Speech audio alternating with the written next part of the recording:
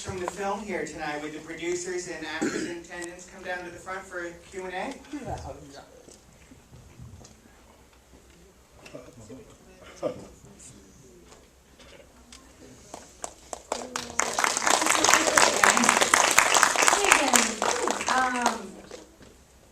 Nick Sasso's going to come down, one of our cast members. And I want to invite, we have quite a few of our crew here. Anyone who wants to come down, I know Sam Jones is here, our composer, or half of our composing duo. Brendan Walsh, our editor, I think he will be back shortly. We have our incredible makeup team is here, Jamie, Annie, and Sabrina. Our costume designer, Regina. If anybody wants to come down, did I forget anybody? Krista, who worked her butt off, did all the production design on this movie. Anyone who wants to come down, please come on down. Comfortable standing, or you want to take seats? All right. Well, I know Christopher Denham's work as an actor. Had he been trying to write and direct something for a while, and did he come to you with this plan that he needed help to get a film off the ground? Well, he had written and directed a small feature called Home Movie, which had developed a little bit of a cult following. And this project was something that he wanted to do like slightly outside of the traditional horror genre. He wanted it to have more of a thriller and action kind of feel to it. And the female-driven aspect was really important to him, which is, I think, partly why he was drawn to having female producers and producers who were slightly outside of the like strict horror space. So he wanted to just kind of take a little bit of a step outside that box. Even though there's a lot of convention that you see in the film with the setup, he wanted to do something a little bit different. Where was the preservation that you filmed at? Who can guess? Colorado? Angeles Forest? Big Marble State Park. Good guesses. We were in all over LA. We were in Santa Clarita. We were in Franklin Park in Beverly Hills. We were in Thousand Oaks at a ranch. We cobbled together a preservation in LA. And it was a lot of work for continuity, for production design, and for our editor, too. Brendan, our editor. Hi, Brendan. Thanks for joining us. Nick, when you got offered the role, I imagine you don't normally get offered roles as killers at this age. So did it strike you as surprising, and were you game for the challenge? Yeah. I mean, I really like the script, and I was drawn to it, because it's something that you just don't really get the chance to do as an actor at this age, So I was really, wanted to do it, just tackle it. Well, on the technical side, would you each talk about your work with Christopher and putting together this film, especially given some of the challenges she outlined? Yeah, I mean, every challenge kind of presented its own opportunity, and Chris was a pleasure to work with the whole time. It was really his vision. He wrote the script, and he had a plan going into it, and he was able to accomplish it in a very short period of time, an 18-day shoot. And pretty much everything was there, editing-wise. The story was there, and yeah. And it was just a really fun process. It was kind of lean and fast, but it was very enjoyable to work with. 18 days to shoot. How long did you have for post? 16 weeks. Yeah. Is that about 4 months? Yeah. 4 months total in post to locking picture, and then a couple weeks beyond that to finish. Yeah, I think as far as the music goes, my partner Alexis and I got into the project based on one piece of tent music that was used in the film through an assistant editor, and it happened to be the piece where they're swimming in the lake, and Chris really liked that, and he had wanted to use some pieces from a band from Finland, I think, or from Germany, and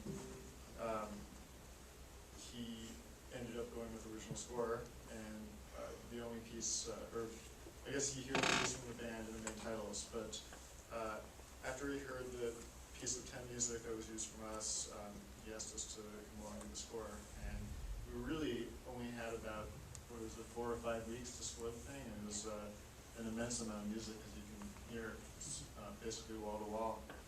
So, yeah, it was basically working with Chris to make the themes, and because it was going so quick, we only had the main theme of the movie really, I think, like 2 weeks into scoring, so it was kind of in the same process. But it was a lot of fun, and Chris really kind of knew what he wanted and had a strong hand in the direction, and we had a lot of references of interesting stuff like John Carpenter movies and Trent Reznor and industrial music, and yeah, it was a lot of fun. Are there any questions from the audience? Yes, in the back of the hat. I'd just like to know, why is it the actress at the end, maybe the producer knows, instead of putting a bullet through the guy's head having a gun, did she choose to try to choke him? Why did Wynn in the end attempt to choke her assailant when she had a gun available? That's a good question. Well, I think the way that the story is designed, the character is learning how you stalk and trap your prey. And so when, I think at a certain point she realizes she has to use her cleverness, her intelligence to lure the killer in. And so, she does this she hides in the tree, which is an echo from the beginning of the movie. But I don't know that I know she has the jumper cables, but does she have a gun at that point? Well, yeah, but she did the second one with a bullet, right? And then, but then she kind of, where did she? Yeah, she walks away with the gun. Yeah. That's right, she does. I think she's trying to lure him in. She hides, she plants the Rangerati there with the sweatshirt, and is, trying to be stealthy, figuring these killers are pretty scary and have been one step ahead of her the whole time. She's trying to be one step ahead of them. She may also be dehydrated. And not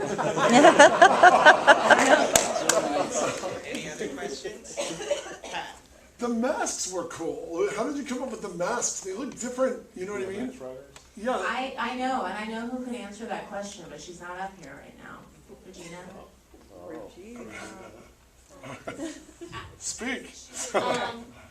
It was after a lot of discussion and figuring out where we're kind of going with it, and after having quite a few meetings with all the design departments and the producers and Chris, we kind of went with this whole route of like a childlike homemade wonder, but also having it be absolutely terrifying.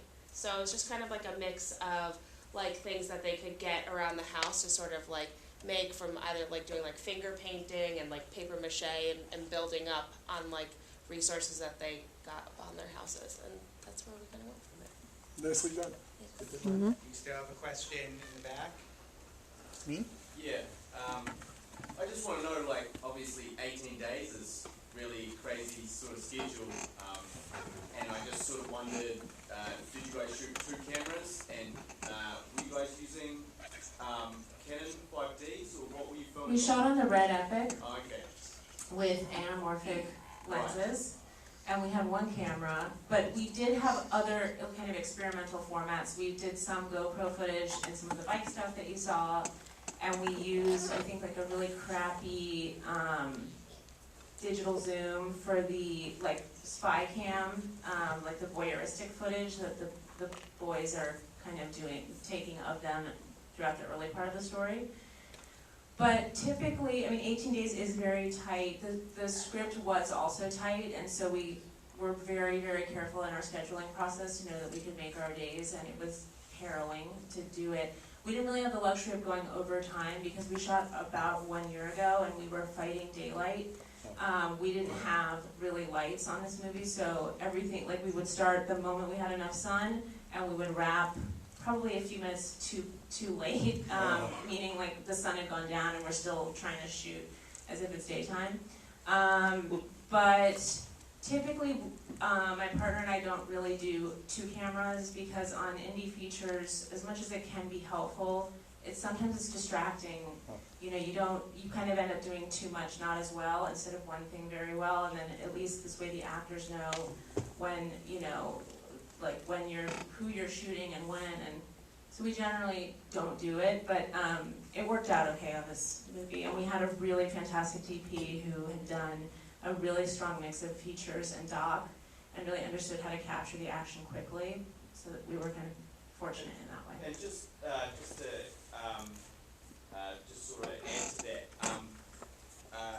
in terms of the filming, did you find that you were making all your days and or that you were sort of going over, like were you sort of pushed to the very limit with the, and was it all sort of natural light? How much was it being lit as you went? It was almost all natural light. I mean, we really had like a little bit, we did have some lights, and we did have a really fantastic lighting department, grip and electric department, but I mean, I would say we mostly made our days. There were we went over a couple of times. The last day we went over when we shot the stuff that was in, her stabbing him in the neck and the stuff going through the tube maze when it's getting shot. And, you know, there was a couple of instances where we went over, but for the most part, we try to keep to a 12-hour day. And, you know, even though it's a low-budget film and a non-union film, we try to be as professional as we possibly can. Do you still have a question towards the middle green sweater? How'd you get Pablo Schreiber? Was that before or after Orange is the New Black? After, but he had met with Chris before Orange is the New Black and had expressed interest in the project, and is somebody that we are huge fans of and felt really lucky that he wanted to do this movie. It was really tricky scheduling-wise. It was definitely our most tricky thing to keep him in the movie because he was shooting Ironsides for NBC, Orange is the New Black, and also what's the Law and Order show where he was the serial killer. And so we had a lot to contend with to get him on this movie. He was flying back and forth from New York, and it was crazy, but worth it. Well, we're going to wrap up soon. If there are any last questions, get your hands up. I see the leather jacket in the middle. No, okay. It's the leather jacket, so I thought I'd pop the collar. No one can see yeah, no, it doesn't matter. You appreciated it, though. You appreciate it. I'll keep it up for you. So, if you don't mind answering this question, I understand if you don't want to, but you said low budget. Yep. What was the budget of the film? Ooh. It was around $500,000. Okay. Colored in. All right, in the back, you and behind him. So the question in the back? Yeah, was there any specifics to why the dialogue for the masked characters had to go through text messages? Why texting for the killer stuff? I mean, I feel like I'm proxying Chris Denham right now, but he's not here, so I'll speak for him. That was a very intentional choice on his part. I think he wanted to capture something that he witnessed with teenagers that he was spending time with, you know, cousins and, you know, neighbors' kids and stuff like that, that they really could be in the same room and not have an actual conversation, that they communicate by their phones or utilizing this technology. And so that was something important to him, and he just didn't want to, he wanted to explore that. And I don't know, Nick, if you have anything to say about that. Yeah, well, wouldn't I know dog violence is a hollow tradition in horror movies, but wouldn't that dog at least have tipped them off when those guys showed up in some capacity? Did they incapacitate the dog somehow? It's a good question. I think you know, it's left to the imagination. What are these kids doing? Like, what are these killers doing that's so, how can they always seem to be a step ahead of these really smart, especially, you know, you have a former Marine, and it's like, how is this happening? And a dog who's obviously, you know, it's a German Shepherd, very intelligent dog, but, you know, you have to try to imagine how they could possibly do that, but I don't know. Is there still one last question? Yes. Hi, yeah. I really love the film. I especially the performances and the music especially I thought was amazing. So, and I also felt like all the whatever inconsistencies that might be pointed out were all like serving character development. So I was fine with all of it because it all made made sense to me in the context of the overall vision. So, my question is just where the film is going now. I'm a big fan of it now. I don't know much about it Thank you. though. Now I don't have to just plug it. Yeah, I want to know. I want to like. Where does it go So from here? we've sold the film.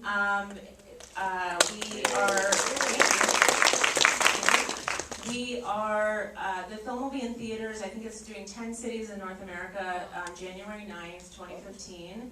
It'll go simultaneously on VOD, and then it will have a kind of a subsequent rollout after that, and also is going to be available around the world early next year. Cool.